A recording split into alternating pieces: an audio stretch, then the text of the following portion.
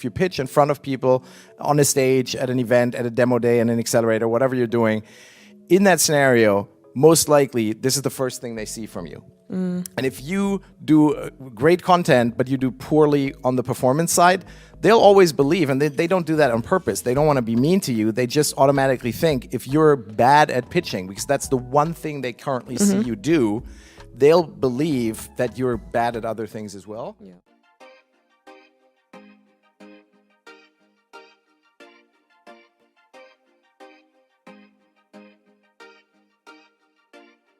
Alrighty. Hey there, everyone, or as I like to say on the podcast, hey there, risers and thrivers. Really excited to be having this session today with Christoph Sollich. Before we get into the session and everything, I guess I give a little bit of background on myself. So my name is Janine Heinrich, and I am the host and creator of the podcast On the Up and Up. And I created this podcast as a way to amplify the untold stories and achievements of underrepresented founders, also to encourage critical conversations in the startup ecosystem and inspire visionaries to take the next steps into entrepreneurship. And this came out of a startup project that I was working on about 3 years ago, and I was looking into a startup in the hair and beauty space, and was noticing that the startup ecosystem is definitely not a level playing field. There are a ton of inequalities, and while there are a ton of initiatives to support women entrepreneurs, founders of minority backgrounds, when we look at the statistics, the stats are getting worse when it comes to funding or remaining stagnant. And so it made me think, what's happening? And so I started conducting research in the space, collaborated with Founderland to launch their Rise and Thrive report. And while research is great, I felt that critical conversations were needed to really move the needle, which is why I created this podcast. And so with that being said, I also wanted to give a shout out and a huge thank you to Founderland, their outstanding team, and particularly Deborah Choi for giving me the chance to speak today at PAKCon.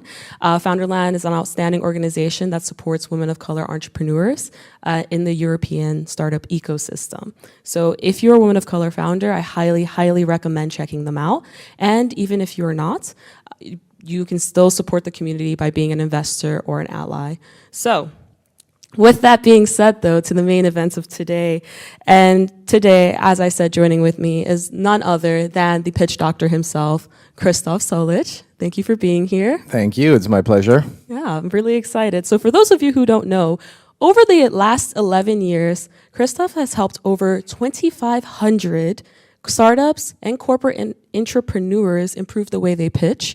He also is known as the first, only, and the best startup comedian, and he's conducted hilarious pitches on various startup topics at conferences such as South by Southwest, Bits and Pretzels, and Tech Barbecue. And also, if you haven't already, highly, highly recommend you checking out his pitch about why Berlin is the city to do a startup. So with that, though, would you like to introduce yourself and even share how you became the pitch doctor? Yeah, so there's not much to add because that was brilliantly said, almost like I wrote it myself. But it was an accident. Pitch doctor is not a job that you look for, so I never planned on becoming the pitch doctor. But in retrospect, it does make sense a little bit based on my life because I studied business, started in advertising as a creative, and then I accidentally ended up in a startup. So looking back at that sort of copywriting in an ad agency where you have to pitch your ideas constantly, and then being in a startup and sort of being the ex-advertising guy that had also written a diploma thesis in a consulting company, so I knew how PowerPoint worked. Throughout the years of working with startups, consulting with startups, I was always the person that did the pitch. And then it was just an accident. I went to a hackathon, like a startup weekend, and I did a pitch for our idea that we had already killed during the weekend, so we had already decided it was a terrible idea, but I still felt like we could share some learnings with the other people at the startup weekend. And apparently that pitch was so good, and I think it was, but that's me being humble. It was really good. I got a standing ovation when I did it. I got another standing ovation when I got the Best Pitch Award for it. The only 2 standing ovations I've ever gotten in my entire life. And then somebody came up to me afterwards, actually 2 people, and said, that was a great pitch, could you teach other people to do that? And the first one was an accelerator in Germany, and the other one did a pitch event. And I did the pitch coaching, and I immediately realized I liked it. I think I also thought maybe I might be good at it at some point. I certainly wasn't good at it back then, that's for sure. But now looking back at it, I know that, but back then I was maybe better than anybody else because there wasn't anybody else. So this is 11 years ago, roundabout. I was probably the first person in Germany to really commit to doing pitch coaching for startups. And the rest, as they say, is history. That's pretty exciting, and it's really awesome how you kind of serendipitously fell into that. And I think what's interesting about that is I would love to actually use this session a little bit to run a mock live pitch session with you, especially to highlight what some of the common pitfalls in pitching are, and we could even use the case of the startup that I was working on back in 2020. Let's do that. Because I think generally you can always talk about pitching in general, but it's a lot easier and it's really helpful when you have a specific case that you're talking about. Because I always say that 100 times I might say something is a bad idea, but then the next time it might be a great idea. So my example is always I've coached 2,500 founders, and only one time was it a good idea to pitch naked. So generally I say don't pitch naked because most of the time it's a bad idea, but the one time it could be a good idea. So you always have to sort of look at a specific case and think about what does that mean? How do we pitch that one? Because being in general, you're always going to be a little bit off. So I really look forward to hearing about your idea and sort of going through how I would work with somebody. Now we have half an hour to do that. It's a little bit less than I would normally want to have, but I think we can give people an idea of how I approach looking at a pitch, how I approach figuring out the most important things, and also how you shouldn't do it, because I think what most people do is they sit in front of a PowerPoint, they open the PowerPoint, they say, okay, what do I put on the first slide? And then they go to the second slide, and by that time, I already know it's going to be a bad pitch because you're never going to build a good pitch approaching it that way. So we'll talk a little bit about the process. And I can definitely say, I feel called out as you say that, because I've definitely been the person to sit there, look at a slide deck, and go, okay, my problem statement, what is that? And go in very chronological order. Exactly. You get a template, and then you say, okay, here's 3 bullet points. So now I come up with 3 bullet points to fill those spots in the template, and that leads to very sort of it's always the same pitch. It's never sort of creative, and it's never special to what you do. But I think that's what you need to do, because the number one thing that people have to understand, and this is sort of if you only learn one thing today, that's what I want you to learn. Pitching is not about information. It's not about getting information from your head into the other people's heads, and then their brains say, hey, great idea, let's invest in this startup or whatever you're pitching for. It's actually, pitching is about emotions, and pitching is about making people care.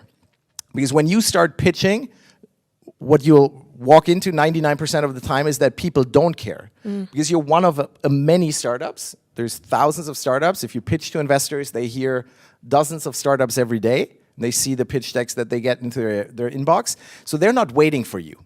For them, you are not special. Your idea is special for you. It's your baby. It's the great thing that you have put all your effort into. But for them, you're just one out of 100 or 1,000 or 10,000, and they don't really care. So what you have to do with your pitch, the first time they hear about your startup, you have to make them care about the thing you're talking about. And that you're never going to achieve when you go like, okay, slide 1, slide 2, slide 3, because then you forget the overarching idea. And that's always what I focus on. What is the number one thing people should remember after your pitch? The thing they take away, what they believe is true about your startup.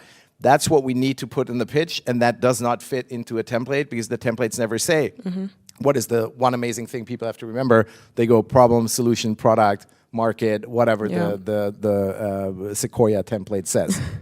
And that's really interesting, because it reminds me of what you're saying. Makes me think it's not necessarily exactly what you're saying, but how you're saying and conveying it in a way to convince and make someone care. And I'm really excited to run through that with you. And just as a note for everyone, we do only have 30 minutes. So we'll see how far we get, but there will be a part 2, and we would then, of course, answer more questions and get more into the nitty-gritty of it all. But yeah. It's an excellent point, how you present it, because I think there's always 3 pillars to a pitch. One is the content, so that's what you're saying. That's obviously very important, and everybody knows. But then there's the second one, is almost as important, and that's how you present it. If you're presenting it. If it's an email that you send to people, then it's a different situation. But if you pitch in front of people, on a stage, at an event, at a demo day, in an accelerator, whatever you're doing, in that scenario, most likely this is the first thing they see from you. And if you do great content, but you do poorly on the performance side, they'll always believe, and they don't do that on purpose. They don't want to be mean to you. They just automatically think if you're bad at pitching, because that's the one thing they currently see you do, they'll believe that you're bad at other things as well. Yeah. Whereas if you're super professional with your pitch, they'll automatically assume you're great at building a product as well and finding customers and all of these other things. It's obviously not true. It's a mistake they make. It's a bias they have, but it's one they can very, very hardly control. So performance, very important. Then there's the third thing, and that doesn't always apply, so it's definitely less important, but that's visualization. So if you visualize your ideas, if you have PowerPoint slides, if you use a flip chart, if you do hand puppets, I've done pitches with Lego figurines. So whatever you do to visualize your ideas, obviously you want to do that well, but it is the least important of the three. And also it doesn't apply in a lot of contexts because sometimes you go to an event, I was just at one in Malta, and we had no slides. So it's just 3 minutes, the person on stage, no slides, or you're just pitching in a conversation. If you shake somebody's hand, you say, hey, this is my startup, there aren't PowerPoint slides right away. So the third most important one, but ideally if you use slides, they shouldn't be terrible. Unfortunately, most of the times they are terrible. You know what? Everything that about what you're saying right now makes me think back to human nature in general. Because I think people always want to believe that as humans we're very logical, and we are the furthest from not. logical. We Yeah. don't make decisions off of logic, numbers. In fact, we make decisions off of emotions and feeling and so-called gut feelings, which they're not based on anything besides our impression and our bias. Yeah, so I think if you look at investors specifically, they think they're way smarter than they are. They think they figured it out. No offense to anybody in the room, but they think they know. Yeah. I don't think so. Some of them might have a gut feeling. I think you can have a gut feeling about founders. I certainly have a gut feeling about founders when I meet founders and I'm like, hey, these people are really smart. They take in feedback super well. They can immediately learn something new that I want them to do, and they can figure it out between my first session with them and the second session. Yes, that's when I get the impression that this is a really cool founding team, but it's not like you know. And so when that's the case, then we have to realize that, yes, a lot of it is human nature. I think the brain does come in, especially later stage pitches obviously becomes a little easier. You have more data about the market and what the startup is actually doing.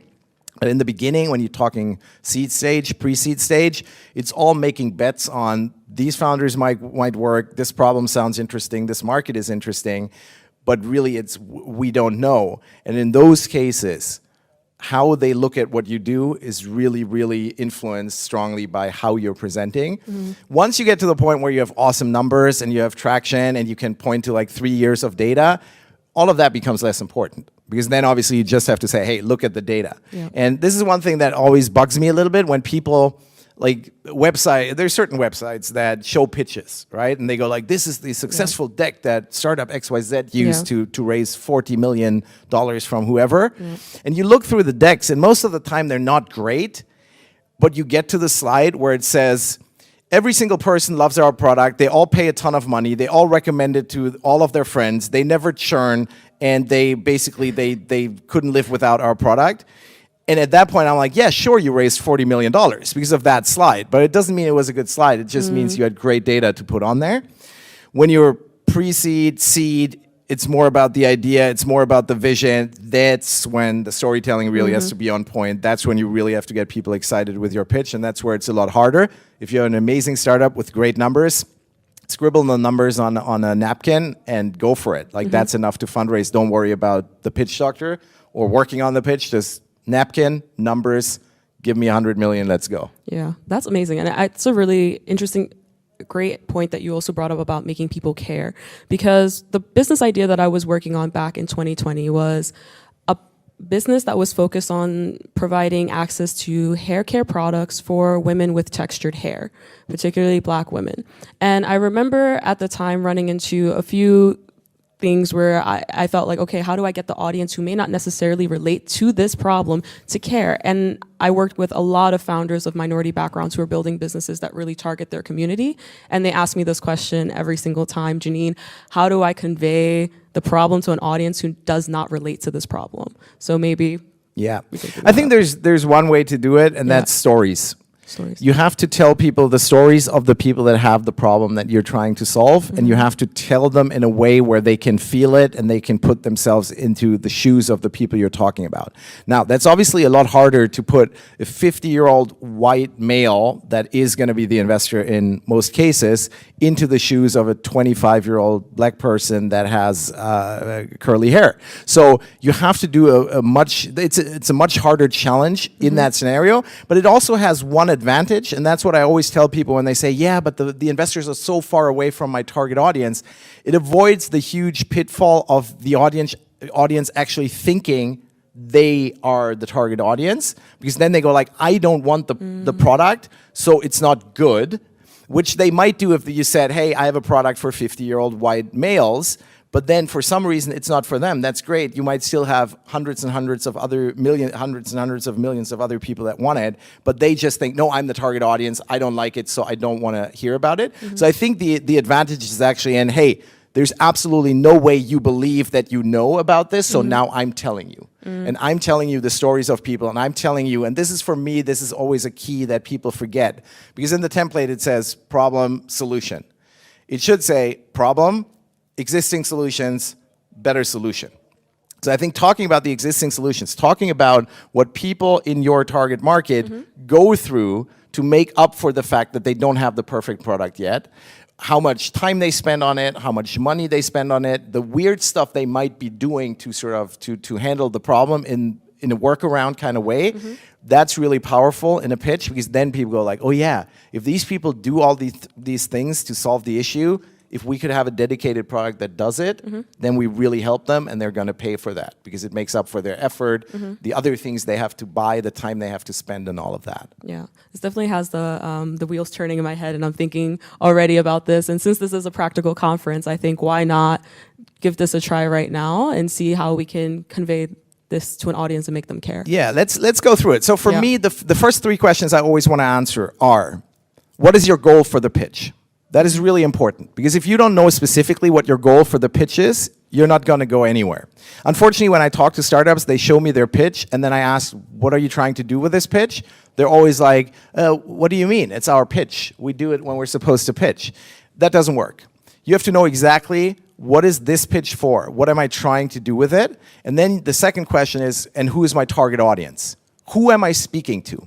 And that's another one that I always have to explain to people. When you pitch at a demo day and there's 400 people in the audience and it's a mix of investors and potential partners and industry players and this and that, don't try to pitch to everyone.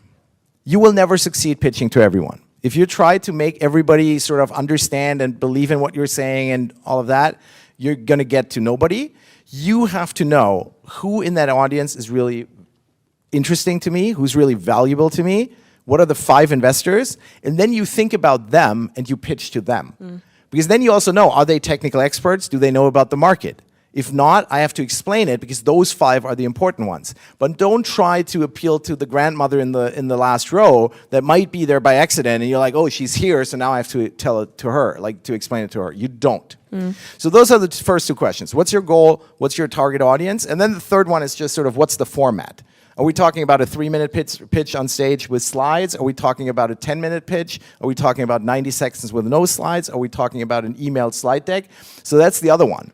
You can never say, I'm working on my pitch. You always have to say, I'm working on my 3-minute pitch on stage to attract pre-seed investors to talk to me afterwards. That's my goal for the conference. And those pre-seed investors, go as specific as you can. They should have previous experience investing in software as a service solutions in Brazil, if that's what you're doing.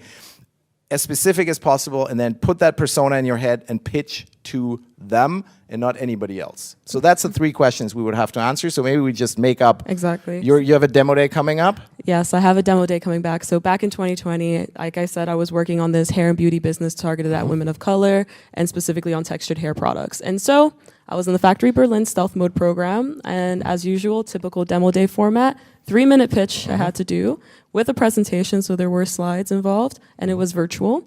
My target audience at the time was angel investors. I didn't get that specific at the time of who as an angel investor. I was just happy to take anyone who would give me money, to be frank. But we can dive more into that. And then the goal, of course, was to get around 50K to just create a first batch of products and do some marketing. Yeah. Okay. Because that's another topic we can talk about. Like, how specific do you want to be and what investor you're looking for? I think people do it completely wrong because they go like, oh, I'll take anybody who has the money and wants to give it to me. I think you should, like, here's the amount of time you should spend picking your husband or wife. Here's the amount of time, and I'm moving my hand up to the people that are listening. Here's the amount of time that you should spend finding your co-founder, so more time than husband and wife. And then I'm moving up my hand again. This is how much time you should spend on finding your investors. So more than for your co-founders and certainly your husband and wife, because the investor, if you have the wrong investor, and I had this in the first startup I ever worked in, I was the first employee, it was a disaster because we had the wrong investor, and I learned that very early on. So really think about who do I want, then target those people specifically. Like I think that's a really important point. Not to cut you off, but actually I remember talking to a founder about this, and even an investor in there said it's like a marriage. Like you are stuck with them, and if you pick the wrong one, it can kill your business. Yes, absolutely. Because here's the thing: before you have kids, if you get married to the wrong person, before you have kids, what happens? Nothing. You just say, okay, this wasn't it. 3 years in, you say, let's get divorced, and you go back out there, whatever, Tinder. If you do your startup and you have the wrong investor, and you realize it, there is no way out. There is no, hey, let's divorce, I'll find somebody better. No, it's not gonna happen. The startup is gonna fail. So I think, yes, that absolutely spend a ton of time on that. Then the other thing, now let's talk about how I would approach looking at a pitch like this for a demo day. If you have a 3-minute demo day pitch, we assume that there's a couple of interesting business angels and we can define who we're looking for in the audience. And you have never talked to them because they're there, but they don't know you yet. So they have no previous information about what you do, and this is how it should be. Now, what is your goal? Like, what do you actually want to achieve in the 3 minutes? I think it should be 99% making sure that they care enough about what you pitch to them that they'll talk to you afterwards about it. Because here's the thing. People always try to optimize for information. You optimize, hey, I only have 3 minutes. How much can I tell people about my startup? All of the stuff. You have all the stuff in your head. Now you want to put it in a 3-minute pitch. Wrong. Completely wrong approach to it. Think about, how can I use the 3 minutes to buy 10 minutes? That's what you want to do. I want to get the people interested enough to come to me afterwards and say, hey, this sounds exciting, but I didn't get these details. And then they list the details. And now suddenly you have 10 more minutes to tell them the details. There is no trophy for, hey, you had a good bunch of information in your pitch. Nobody hands out that trophy after a demo day where nobody got excited, but everybody's like, yeah, they answered a lot of questions. I just didn't care about what they talked about.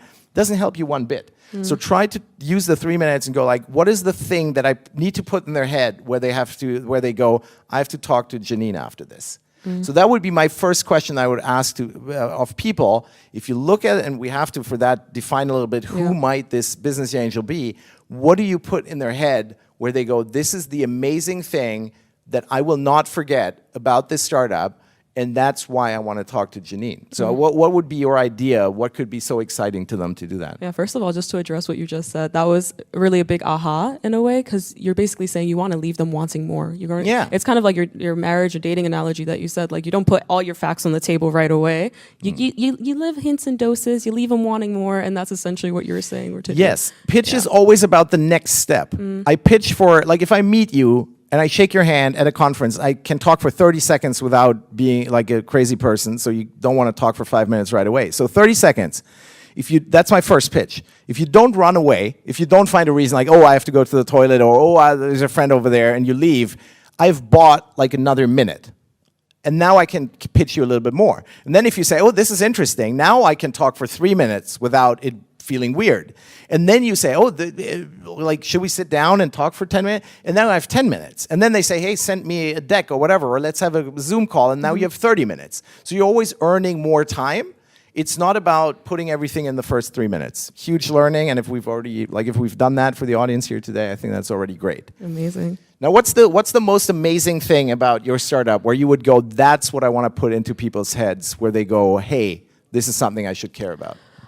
For me, at the time when I was working on that startup, it's not necessarily an amazing thing, but I really wanted to convey to people at the time the severity of the problem. The fact that women of color, especially a woman with textured hair like me, cannot simply go to a hair salon and get my hair cut. You walk in there and they look at you and they're like, 9. I don't know what to do with all of this. Yeah. Or that I was living at a village at the time and I couldn't even go to DM and buy a foundation in my skin tone, right? Or that I had to go 20, 30 kilometers to go to a Afro hair shop specifically to find products, but those products have synthetic chemicals in them that are actually not only bad for your hair, but your overall health. And that was what I was trying to get people to understand at the time. Okay, and I think you were smart doing that, because I think for an early stage startup, when you don't have anything, like if you're a little further along, your key message that you want to get across might be something like, we've built amazing technology based on 10 years of research, and now we turn it into a prototype to test out with the market. Like that could be something where you say, that's my key message. I think for most early stage startups, where it's sort of idea stage, this is what you're talking about is what you want to convey. You want to go in and focus on the problem. The problem is so big, you want to give examples just like you did. Could either be your own story, but it could also be other people's stories, where you want to focus on achieving the one thing, and that being people in the audience realize that the problem really exists, that a lot of people have it, and it's a big problem. And that's where the existing solutions come in. Like if there is a workaround, like if your workaround is going from the village to a bigger city, like 2 hours away on a train to get your haircut properly, then that proves to people how big the problem is. And if you can do that in your 3 minutes, then somebody might say, okay, that sounds interesting enough. Now, obviously, ideally, we can, in the 3 minutes, I'm not saying you shouldn't have any information in the 3 minutes. If we can get to how are you going to solve the problem, that would be the next thing that I would want to put in the 3 minutes. But if you need 3 minutes to really make them care, by all means, go for it. Always optimize for making sure they care, and not for, oh yeah, I have check marks on, oh, did I answer this question, the market, the team, all of this. This is all debatable. What's not debatable is that if they don't care after your pitch, nothing is ever going to happen.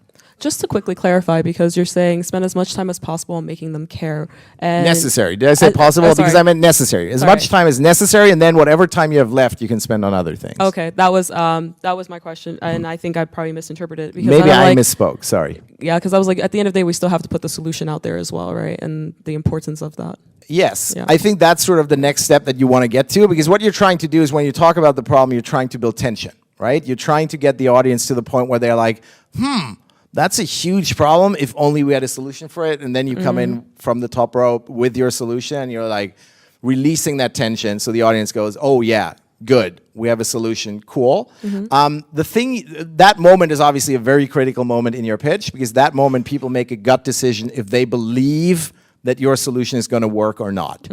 And so you have to be very clear in what is the solution, and you especially have to be very clear in what exactly is the problem that you're solving. Don't go in too general with a very general problem. I once had a person say the problem statement was, every year 50 million people die of cancer. By that time, what do I expect? Like what's my expectation? It's a solution for cancer, which obviously the startup didn't have. So by that time, I'm disappointed. When I realized they don't have a solution for cancer, I'm disappointed. So what we had to do, and that's how we changed the pitch, was to drill a little deeper. 50 million people die of cancer every year. There's so and so many billions invested in cancer research. There's so and so many cancer researchers and institutes, and they use outdated software.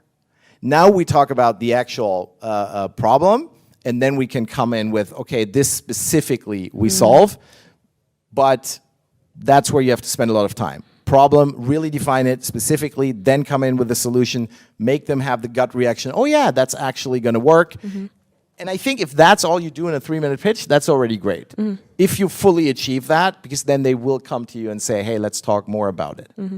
And I think that's a really great point that you bring up, because I've also noticed that with myself when I was working on that pitch at the time, and also through the accelerators and working with founders, sometimes the problem is solution statements don't match. So, and it's exactly what you said. You're saying, oh, we have a solution for cancer. It's like, wait, but the problem is the equipment. So your solution needs to match the equipment problem. And I see that very often as well. I would go one step further. People have, they describe a problem that has like 3 parts, and they go through the 3 parts of the problem, and then they come in with a solution, and the solution has 2 parts. and the 2 parts don't fit directly to the 3 parts of the problem, that gives people a headache. That's a dissonance that we can't solve, and then we try to figure it out and we stop listening to the pitch. This is something that a comedy coach once told me, because I showed him my presentation and he was a professional comedian, and he was like, hey, I can see that this might be funny, but you're so bad at doing comedy that you all have all of these 3 setups, and then you have 2 punchlines, and they don't fit directly, and nobody can figure out what the hell you're talking about. And he was really strict with me about, you have to have 3 things, and then in the same order, you close the loops you open. And exactly that's what you need to do with a problem. If the problem has 3 parts, then talk to me about the solution in exactly the same 3 steps, and mention the 3 parts of your solution that solve the first problem, the second problem, the third one in the same order.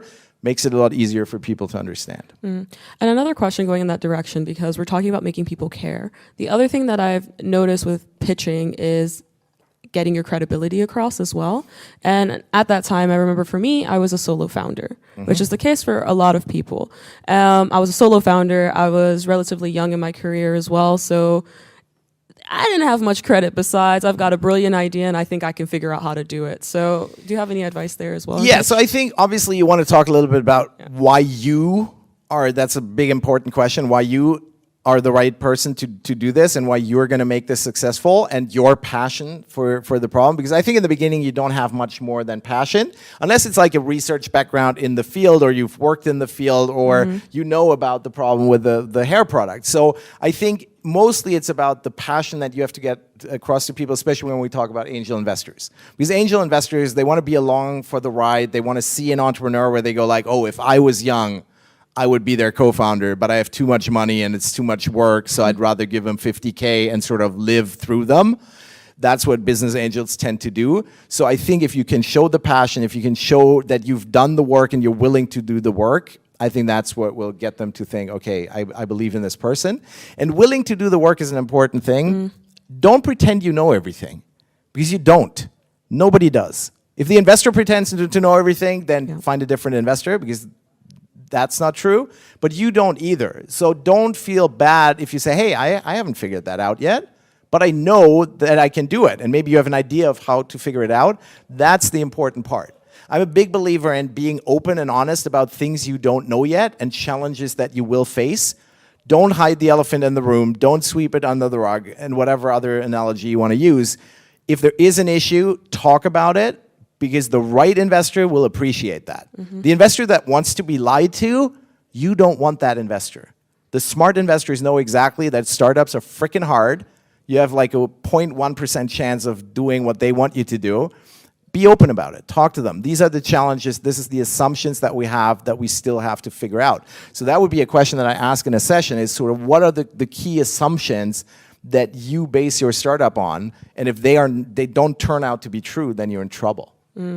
Well, I guess the main assumption would be that people actually need access to these products, or have enough of a problem that they're looking for a more convenient solution. They're willing to do X amount of effort, money spent, or whatever, or finding it online, looking for it. Okay, so I think that's something that I would absolutely talk about in a pitch. Maybe not the 3 minutes, but when you get to a longer conversation with somebody, I would be open about that. I would be like, hey, we have to figure this out. We have to see if it's really a big enough pain, because otherwise you're going to fail. But the failure points of a startup are things that an investor wants to talk about. And when you talk about it, you're always in a better position than if you wait for them to talk about it, because then their mind is already made up. They're already like, okay, let's challenge her a little bit. I ask her this question. I bet she doesn't have an answer. Whereas if you talk about it, I'm like, oh, okay, Janine is open about the challenges. She knows what she's getting into. She knows she hasn't figured everything out yet. We can have like a solid working relationship. I'm totally against lying, blinding people, faking stuff, pretending to be something you're not. It all doesn't work unless you're faking it till you make it. No. Unless you're a great actor. But at that point, I mean, we're in a cinema. Become a movie actress if you're that great. Don't waste your time with a startup. But you're probably crap at acting, so don't try. Yeah, I think that's a really brilliant point that you bring up. And actually, on my most recent episode, I was talking with Jonas Ingonia, and he had brought that up exactly as well. First of all, investors can smell through it if you're faking it till you make it. You have to remember, as a founder, they talk to founders all the time. They can see right through the stories. They've heard the lies before, so they know this. And also at the same time, being a founder is not knowing exactly what you want to do. Being a founder is just having an idea of what the goal is, and here's your strategy to achieve that goal. It could be that you're going to pivot. You might go in a completely different direction. And when he brought that up, it was so clear. He said, maybe it's not a 2-step plan. Now you're realizing it's a 15-step plan that you're going to need to get there. But being honest and conveying that is the most important thing. Yeah. Don't lie. Don't lie on your Tinder profile. It will get you first dates, but then people are going to be disappointed. And finding investors is exactly like dating. There's no value in having 500 dates if then nobody says, oh yeah, this is the person. Tell 495 you're an asshole up front, and have the other 5 go like, oh yeah, that's exactly the person I want. I think that's how I would approach it. Don't try to appeal to everyone. Amazing.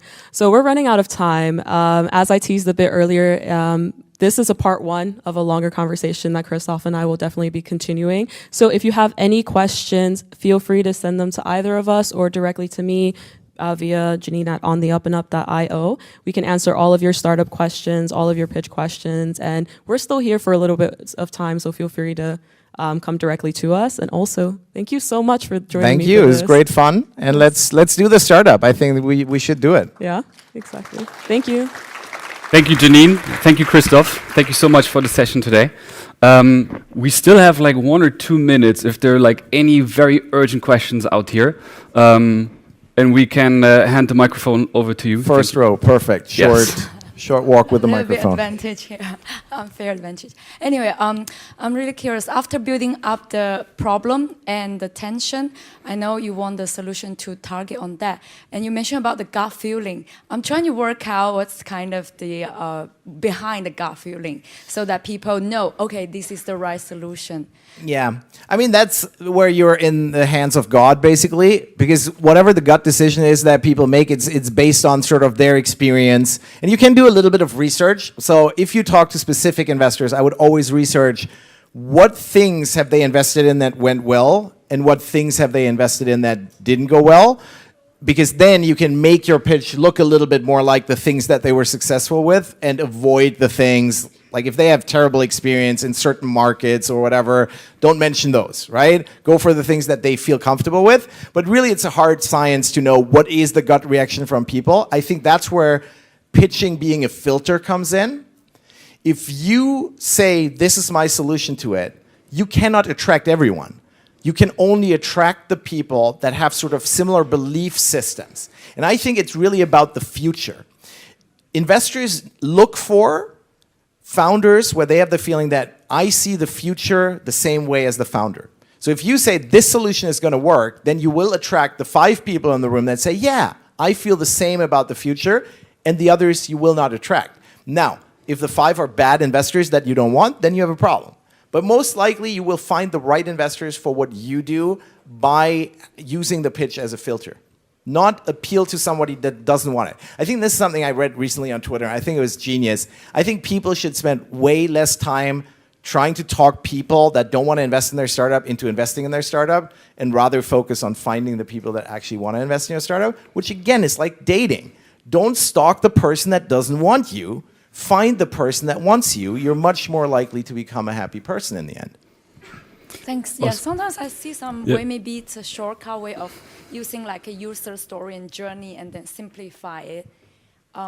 Storytelling and storytelling. Absolutely. I think talking about, so what I love in a pitch is if you can talk about the problem in terms of a persona or a company, because we have a lot of B2B startups. So it could be a company. And then if you can switch to your solution and then you can go like, oh, and the person I described is actually a customer.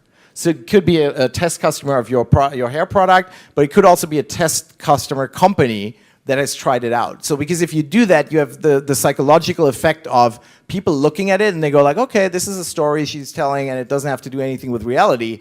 And then you switch and you go like, oh, actually, the company I described, they're testing our product right now and they love it and they signed an LOI and whatever. That is a really strong moment in the pitch when people realize, oh, it wasn't made up, it's an actual real customer. Thank you. Thank you so much, Janine and Christoph, again. Thank you for your time. I think the two of you will still be around all day long, so if you guys want, approach them with questions. Thank I'll you be again. the one in the brightly colored Adidas jacket, if you haven't figured that out, so you'll recognize me easily. Awesome. Thank you. Thank you as well.